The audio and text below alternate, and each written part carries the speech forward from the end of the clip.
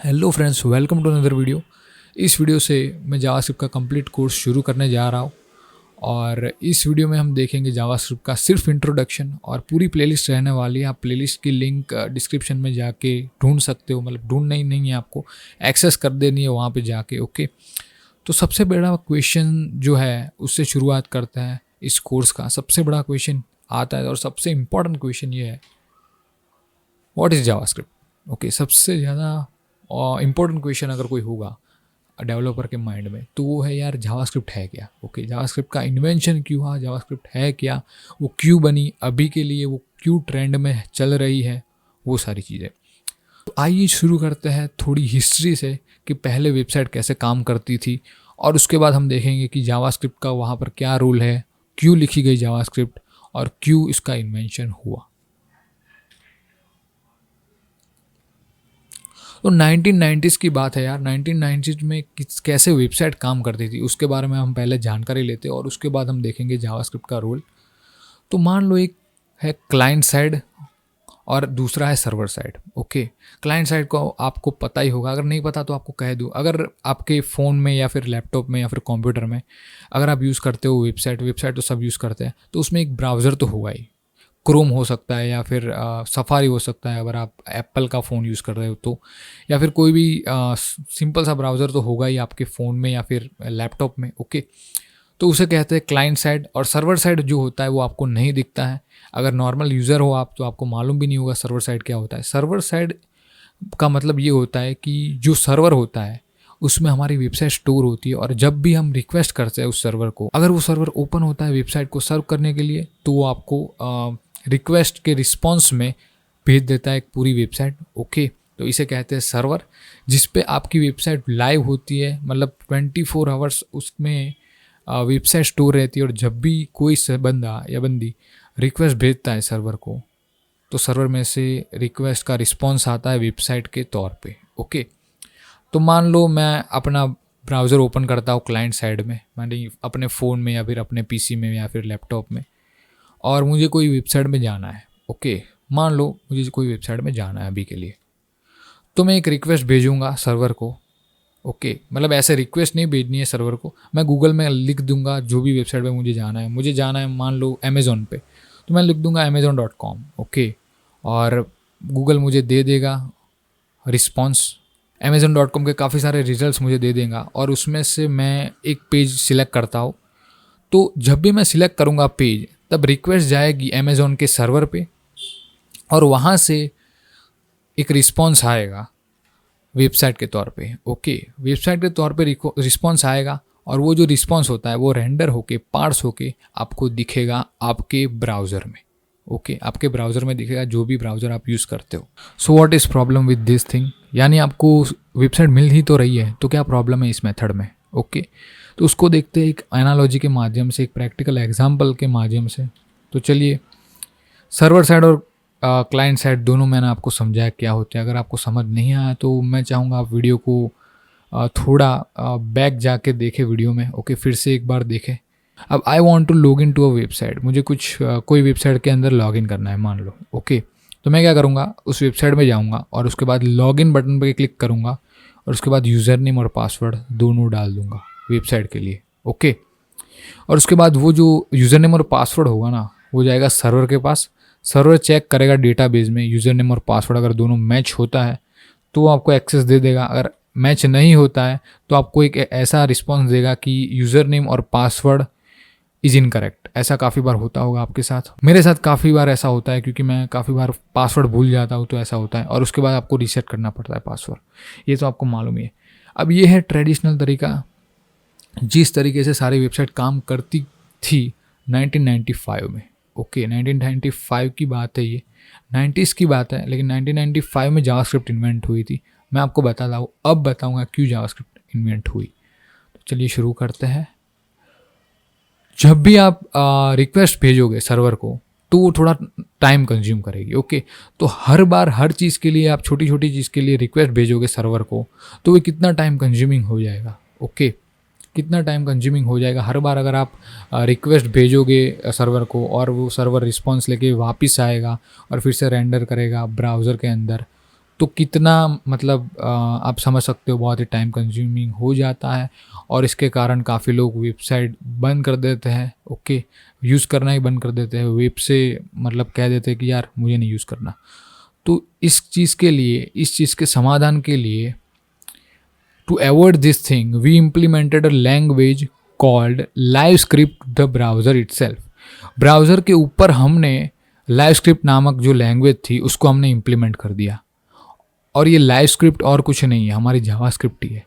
लेकिन पहले जो थी, पहले उसका नाम रखा गया था LiveScript। क्यों? क्योंकि वो लाइव चेंजेस करती थी। अब जावास्क्रिप्ट क्या करती है, ब्राउज़र साइड रहती है, और ब्राउज़र साइड ही सारे लॉजिक्स जो होते हैं, जो चेक्स होते हैं, वो लगाती है। और रिक्वेस्ट जो है वो सर्वर पे नहीं जाती, तो टाइम वेस्ट नहीं होता, टाइम कम वेस्ट होता है, यूज़र को एक्सपीरियंस अच्छा मिलता है। इसलिए जावास्क्रिप्ट का इन्वेंशन हुआ था। तो ये है जावास्क्रिप्ट का इन्वेंशन की कहानी।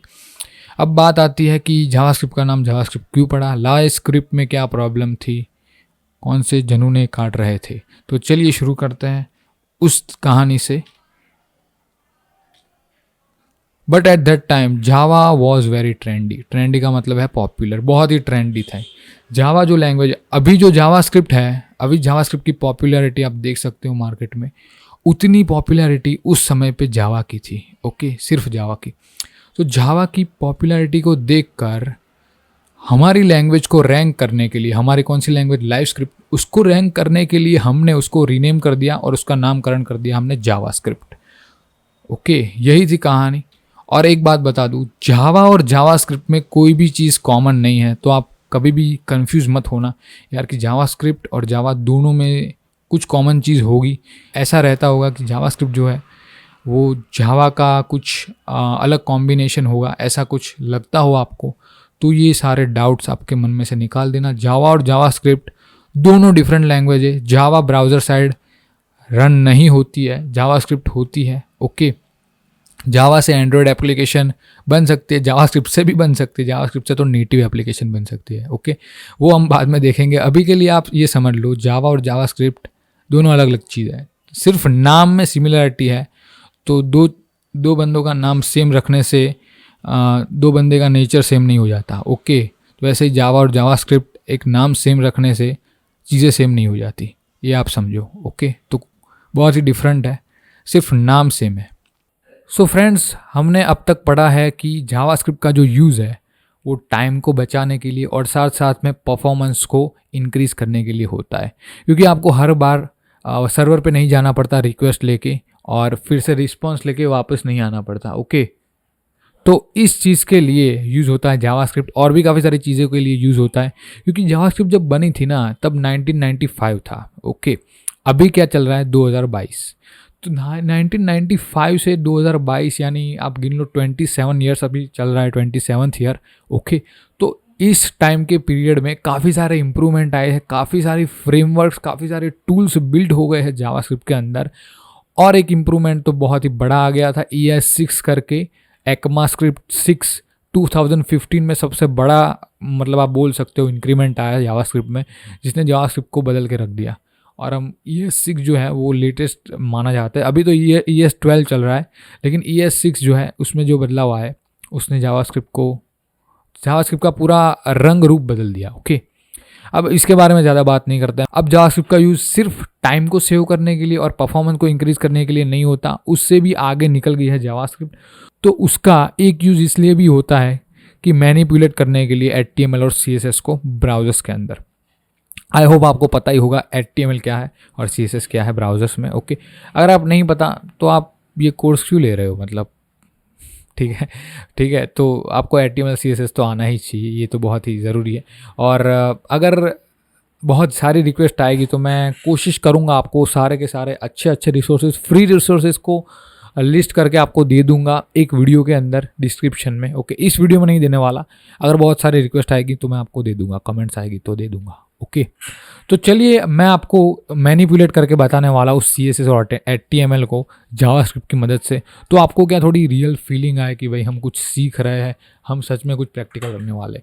तो फ्रेंड्स, यहाँ पर ये मैंने कोड लिखा है, आप देख सकते हो, script.js, style.jet और index.html है।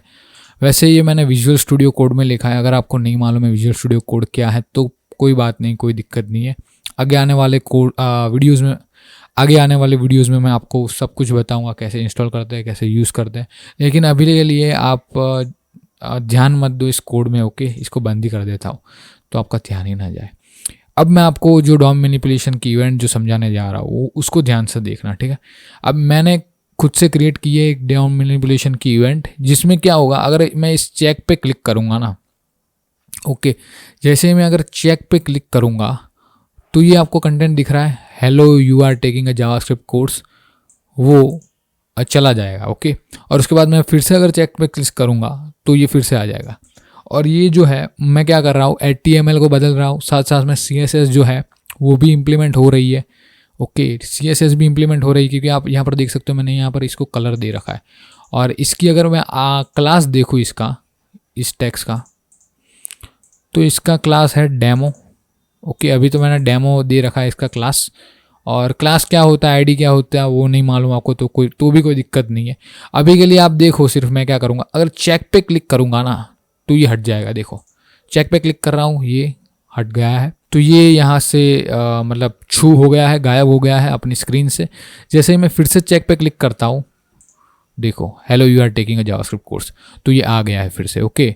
मैं ऐसे काफ़ी बार कर सकता हूँ, मतलब मेरी मर्ज़ी यार, अगर मुझे सुबह करनी है रात की तो भी मैं कर सकता हूँ, मतलब सुबह से लेकर रात तक करूँगा बटन पे क्लिक और कुछ ना समझना, तो भी ये सारी चीज़ें तो होती रहेगी, देखो, ओके। तो ये तो बहुत ही छोटी सी मैंने डॉम मैनिपुलेशन की इवेंट समझा दी आपको, HTML CSS को। वैसे ये अच्छी वेबसाइट है कलर्स के लिए, अभी के लिए बंद कर देता है, ओके। तो बहुत ही छोटी सी मेथड मैंने आपको बताई, और भी काफ़ी सारी चीज़ें जो आप कर सकते हो जावास्क्रिप्ट की मदद से, वो हम आगे पढ़ेंगे। आज के लिए इतना ही काफ़ी है क्योंकि वीडियो वैसे ही काफ़ी बड़ा हो गया है। Thank you for watching this video, और चैनल को सब्सक्राइब करना ना भूलें, मैं बहुत ही मेहनत करके वीडियोस बनाता हूँ। प्लीज़ सब्सक्राइब कर दो चैनल को अगर आपको वीडियोस पसंद आया हो। अगर आपको जावास्क्रिप्ट ढंग से सीखना है, प्रोजेक्ट्स बिल्ड्स करने हैं, तो सब कुछ मैं देने वाला हूँ प्लेलिस्ट में।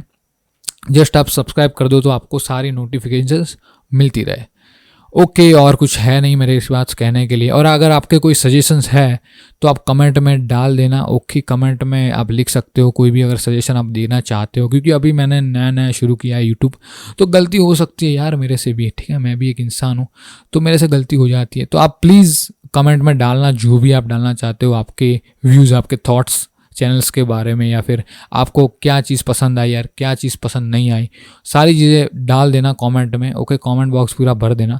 Thank you for watching this video and we will see you in next video about JavaScript, okay.